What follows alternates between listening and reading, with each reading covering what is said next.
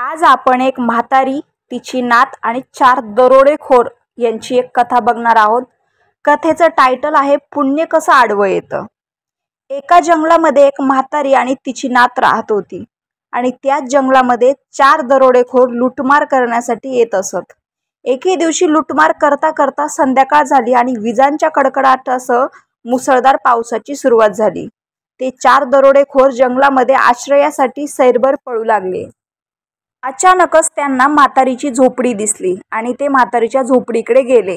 म्हातारीने त्यांना रात्रीसाठी आश्रय दिला। म्हातारीने त्यांना जेवणही बनवले। सर्वजण जेवायला बसवले आणि जेवता जेवता पाप पुण्याचा सहजच विषय निघाला। प्रत्येक जण आपापल्या परीने विषय मांडत होता। शेवटी म्हातारीने एक पैंज लावली।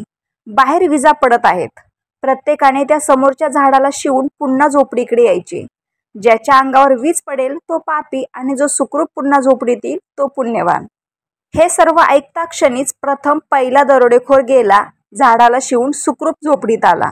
असे दुसरा गेला, तिसरा गेला, चौथा गेला आणि सर्वच जण सुखरूप झोपडीत आले।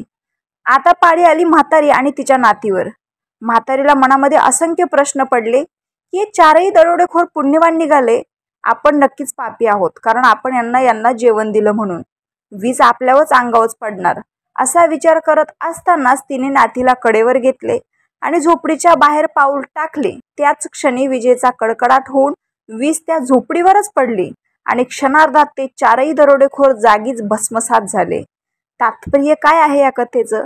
तर एका पुण्यवान माणसाच्या आश्रयामुळे आजही 4 पापी माणसं जगू शकतात, पण त्याने जर साथ सोडली तर ते 4ही भस्मसात होऊ शकतात। म्हणून पुण्याचा वाटा नेहमी घेत राहा, ते कधी संकटाच्या वेळी आडवे येईल हे आपल्यालाही समजणार नाही।